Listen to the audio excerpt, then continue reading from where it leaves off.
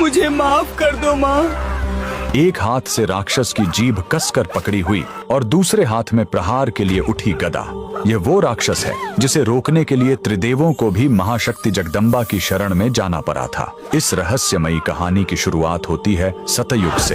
एक खूंखार राक्षस था मदनासुर। उसने घोर तपस्या करके सृष्टि के रचयिता ब्रह्मदेव से वाक सिद्धि का वरदान पा लिया। इसका सीधा सा मतलब था कि उस राक्षस के मुंह से निकली हुई हर बात सच हो जाए। इस वरदान का फायदा उठाकर उसने पूरी दुनिया में तबाही मचानी शुरू कर दी। जब पूरी सृष्टि पर प्रलय का खतरा मंडराने लगा, तब जगत के पालनहार भगवान विष्णु ने उसे रोकने का फैसला किया।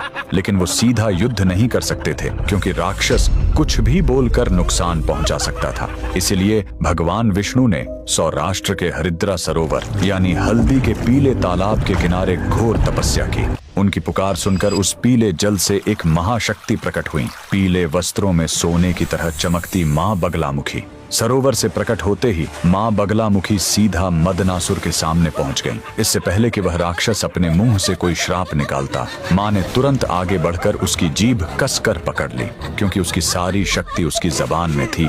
जीभ पकड़ते ही उसकी शक्ति खत्म हो गई और वो कुछ भी नहीं बोल पाया। जैसे ही देवी ने उस पर वार करने के लिए अपनी गदा उठाई, राक्षस ने मन ही मन माँ से माफी मांगी। माँ ने उसे जीवन दान तो दिया, लेकिन हमेशा के लिए उसकी बोलती बंद कर दी। साथ ही उसे वरदान दिया कि संसार में जहाँ भी मेरी पूजा होगी, वहाँ मेरे चरणों में तुम्हारी भी उपस्थिति रहेगी। तो कमेंट में पूरे विश्वास के साथ लिखें, जय माँ बगलामुखी।